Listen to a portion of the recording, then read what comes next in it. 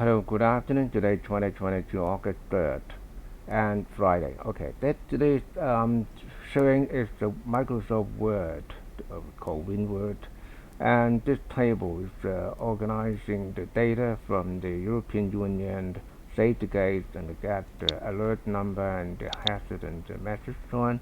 And this table, we wish to add some shading there or some background color. Then initially you may string to the right click and I get a shading, a yellow color, okay? And they look bad. It doesn't look good, so it's not a proper way. Or we say, oh, I was add not a yellow, but add some gray color. Also look very bad. So the proper way is not like this, but rather you right click. You may highlight it first. Okay, and then you right click and then go to table properties.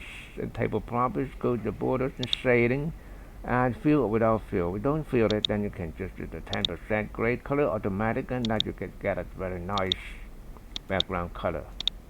Okay, you can fill it, of course. You can fill it, and here you can go to the table properties and go to border and shading, and then you start to clear and get a fill something.